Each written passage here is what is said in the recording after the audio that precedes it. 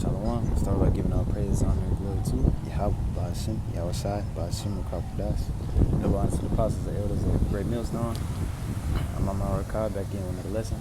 So today, I just had to put up a quick little video on the origins of Caucasians, aka Esau. And basically, the video is showing how Esau lines up with so-called white man, aka the Caucasian man. So I'm gonna play this video for a little bit and pull out a scripture. You guys some of the documents showing the white races of Europe, and we can get a better perspective as to who the Moors were fighting. These are the albinos and the beasts of Europe, and the Moors were fighting these people for hundreds of years prior to the so-called transatlantic slave trade. And one interesting thing I wanted to show you is that when you look at these beasts and albinos and how they have achieved what they've been able to achieve in just a few hundred years, keeping in mind that they were considered wild men just a few hundred years ago, and they had no last names. Many of them didn't even have first names. And I wanted to show you this because I found this very interesting. If you see here the wild men, and you look at the clothing that the people are wearing to the left, you can see here they're wearing this clothing to cover up their hairy bodies. So I found that very interesting. And something else I found in the British Library was one of the oldest genealogy charts, one of the first ones made for white people. And as you can see at the bottom of that genealogy chart, you see two wild men. So they're showing that their ancestry comes from the caveman. So that should give you something to think about, considering that just a few hundred years later, today, we have people like the Queen of England who claim to be of the royal bloodline of Egyptians and Cushites who ruled.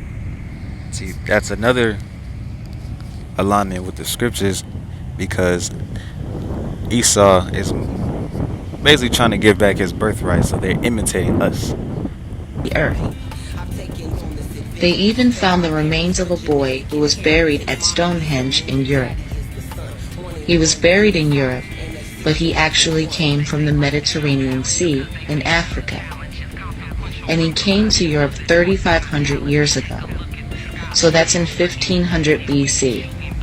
So we're told that the Moors arrived in Europe in 700 AD. I'll show you guys some of... So yeah, basically that. This video is showing, the origins of Esau again. So to prove that it is, or Esau is the so-called white man, we can go right here in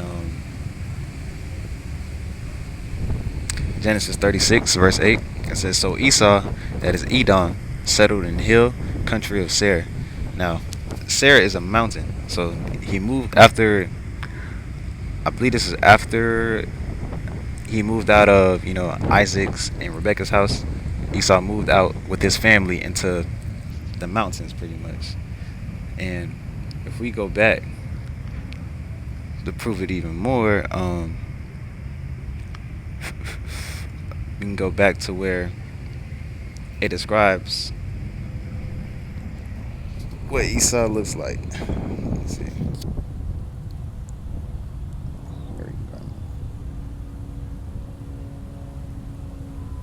Sorry, I don't got the exact. Okay, here it goes. 25. So first we can start from 23, because people, they do make the argument that Jacob and Esau are brothers, so the heritage should still be the same. But that is not the case, because the Lord said to her, "Two nations are in your womb, and two peoples from within you will be separated. One people will be stronger than the other, and the older will serve the younger." So when the time came for her to give birth, there were twin boys in her womb. The first came out was red and his whole body was like a hairy garment, so they named him Esau. After this, his brother came out with his hand grasping Esau's heel, so he was named Jacob. Isaac was 60 years old when Rebekah gave birth to them. The boys grew up. Esau became a skilled hunter, a man of the open country, while Jacob was content to stay at home among the tents. Isaac, who had a taste for wild game, loved Esau, but Rebekah loved Jacob. So right here, the highlight is 25 verse 25, where the first to come out was red and his whole body was hairy like a garment, so they named him Esau. And also, Esau became a skillful hunter. When you know, when you think about it, people like Jake, nobody likes to go outside like that, and definitely not in the mountains. And hunting is not. That don't even sound like something Jacob would do. So, um, yeah. So that proves that he came out hairy like a garment. And based off this video, if you look, hold on, uh, this picture specifically right here. Look, it looks like he has a whole body suit on. Like he got on his full jacket and long sleeve, not long sleeve, but like long pants on, and it's just nothing but hair. And if you notice, where the where shaving came from, that came from Esau. Esau consistently shaved their body, even to the point at in the military, you can't have your hair longer than a certain length. Like it has to be cut. They cut their beards, they cut their mustaches, they shave their body hairs so they can hide it. Even in the video, it says right here that they wore long clothes to hide the hair. So hold on. The people are wearing to the left. You can see here they're wearing this clothing to cover up their hairy bodies. See, she just said it. They wear long clothes to hide his hair because they don't want to fit this description. The first came out was red and his whole body like a hairy garment. Esau knows who they are. Sorry, I'm put on D&D, but yeah, Esau knows who they are, and they try to hide themselves because of the birthright. Actually, I think I just read it. Hold on. And Jacob gave Esau. Oh yeah, this is where Esau actually sold his birthright. So once Jacob was cooking some stew, Esau came in from the open country famished, like he's starving. That's what that means. He said to Jacob, "Quick, let me have some of that red stew. I'm famished." Um, that is why he's also called Edom. So that red stew is like it's not cooked. It's undone. The food isn't even ready yet, and because Esau was outside, he's hungry. You feel like he's gassed. When after you done like working out, you get hungry or you thirsty. So, um, Jacob replied, "First, sell me your birthright." And Esau responded, saying, "Look, I am about to die." Esau said, "What good is this birthright to me?" But Jacob said, "Swear to me first." So he swore an oath unto him, selling his birthright to Jacob. Then Jacob gave Esau some bread, some lentil stew. He ate and drank, and then got up and left. So Esau despised his birthright. So for people that always say, yeah, Jacob stole the birthright, he didn't really steal it. It was just bound to happen. Like the Lord set this up from the beginning, like what it says up here. Two nations are in your womb, and two peoples from within you will be separated. One people will be stronger than the other, and the older shall serve the younger. So it was preordained. The Lord said it was going to happen, and there was nothing Esau could have did about it, and there's nothing Jacob could have did about it. Even if he didn't want to do it, it was still going to happen because the Lord said so. So, Jacob's not really a thief. he took something that was belonging to him anyways. So I believe in the next verses where it talks about, well, not verse, but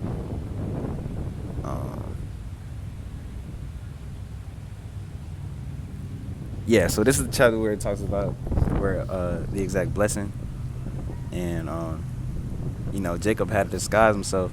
Actually, this is another example of how Esau is a so-called white man.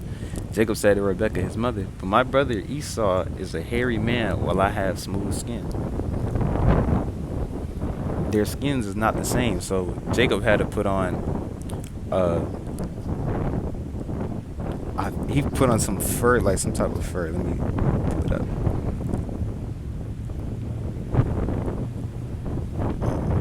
Let me find the exact scripture. Sorry, cover his hand, goes in. Oh, here it goes. This next verse. Salaki.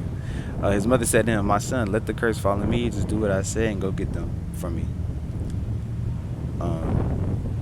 So he went and got them and brought them to his mother, and she prepared some tasty food, just the way his father liked it. Then Rebekah took the best clothes of Esau, her older son, which she had in the house, and put them on her younger son Jacob. She also covered his hands and the smooth part of his neck with the goat skins. No.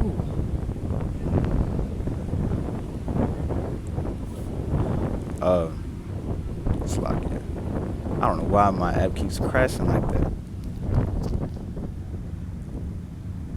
She also covered his hands and the smooth part of his neck with the goat skins. Then she handed to her son Jacob the tasty food and the bread she made. He went to his father and said, "My father." "Yes, my son." He answered it. "Who is it?" I am Esau, your firstborn. I have done to you as you told me. Please sit up and eat some of my game, so that you may give your blessing." Isaac said, "How did you find it so quickly, my son? The Lord gave you your gods. It's like the Lord your God gave me success," he replied. Then Isaac said to Jacob, "Come near so I can touch you, my son, to know whether you are really my son or my son Esau or not." Jacob went close to his father Isaac, who touched him and said, "The voice is the voice of Jacob, but the hands are of Esau." He did not recognize him, for his hands were hairy like those of his brother Esau. I'm gonna skip down to where the actual blessing came into. So it says, "May God give you heaven's dew and earth's richness, an abundance of grain and so like new wine. May nations serve you and peoples bow down to you. Be Lord over your brothers, and may the sons of your mother bow down to you. May those who curse you be cursed, and those who bless you be blessed." Whoa! So like a bird just a bird just almost landed on me. Oh, oh! After so like that threw me off. After Isaac finished blessing him, and Jacob had scarcely left his father's presence, his brother Esau came in from hunting. He too prepared some tasty food and brought to his father. Then he said to him, "My father, please sit up and eat some of my game, so that you may give me your blessing." Um, so basically, Esau came in. He like after grabbing all the supplies that Isaac asked for him, but you know Isaac confused because I thought I already blessed you, Esau, but no, he didn't. That was Jacob in disguise. So now Esau came in. He's furious. I should say he started crying. Yeah. Then Esau whipped out loud. "Do you only have one blessing, my father? Bless me too, my father." See, now he's crying, but you can't cry now. You sold your birthright. You gave it up. What are you crying for? You gave it up for red pottage, uncooked meat. So it was coming to him. So it's um. But Isaac did give him a blessing. So it says your dwelling will be away from the earth's rich. Salakin. Your dwelling will be away from the earth's richness, away from the dew of heaven above. You will live by the sword. You will serve your brother. But when you grow restless, you will throw his yoke off your neck. Esau held a grudge against Jacob because of the blessing of his father had given him. He said to himself, "The days of mourning for my father are near. Then I will kill my brother Jacob." So, yeah, so now Esau is hating because he gave up his birthright for um for the red pottage, and now Esau's blessing is the sword. So when you think about a modern day sword, let's go back in the day real quick. Before, let's say the 1900s, people weren't people were using swords back then, right? Swords and bows. So now the modern day version of it is what? A gun. So you notice who really thrives off guns, it is Esau. Esau has many crafty weapons. And so that's just another way to prove that, Esau is the white man. And the serve your brother part is what comes later. So unfortunately we are under curses, you know. But um oh, actually let's go to what actually is gonna happen to Esau. So because Esau hated Jacob so much, which Jacob is the lineage of the Israelites, right? Which is aka the Lord's children. So if Esau hates the Lord's children, you think the Lord gonna like him? No. So this is the vision of Obadiah. This is what the sovereign Lord says about Edom. We have heard a message from the Lord, an envoy, and was sent to the nations to say, rise, let us go against her for battle. See, I will make you small among the nations, you will be utterly despised. The pride of your heart has deceived you. You will live in the clefts of the rocks and make your home on the heights. You who say to yourself, who can bring me down to the ground?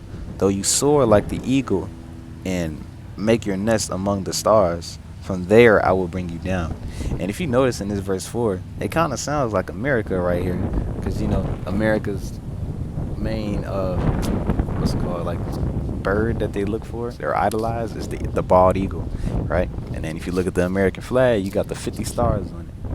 So it says, declares the Lord, if these come to you, if robbers in the night, oh, what a disaster awaits you.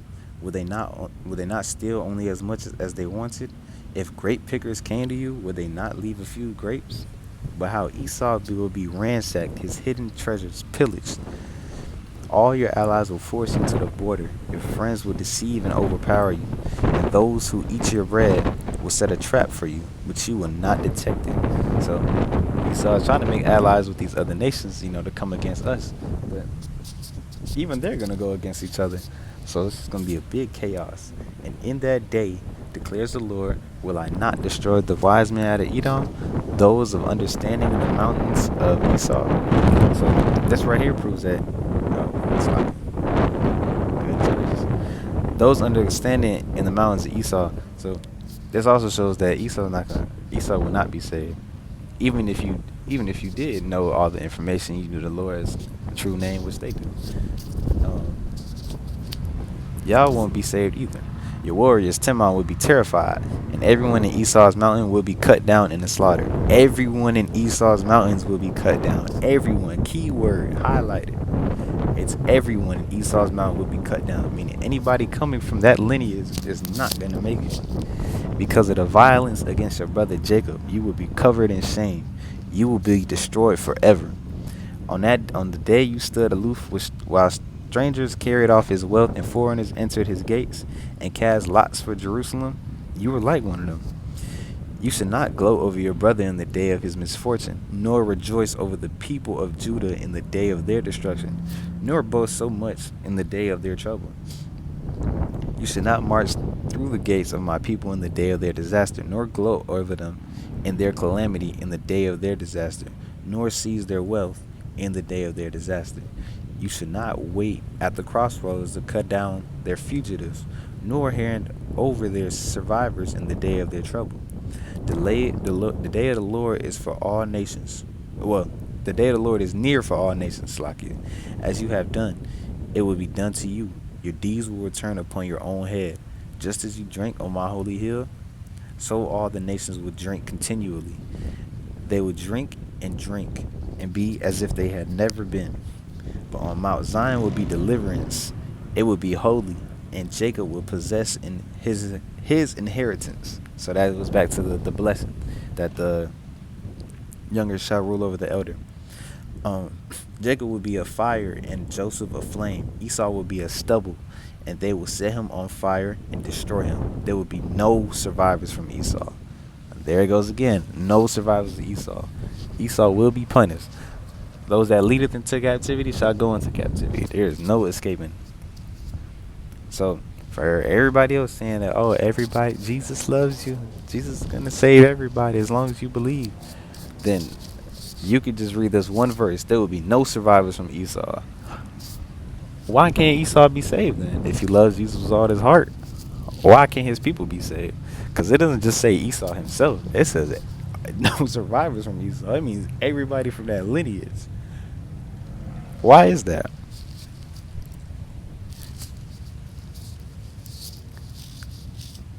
It's a simple question that no Christian can really answer. So I think I'm ended off here though in the spirit. That's just a quick little lesson about Jacob and Esau. Lord willing, this is edifying to the hopeful elect. And give our praises, honor, and glory to How about Shemi Awashai, by Shemi Kakodash. All praise, well, double honor to the apostles and elders at Great Millstone. That being said, till next time, shalom, shalom, shalom.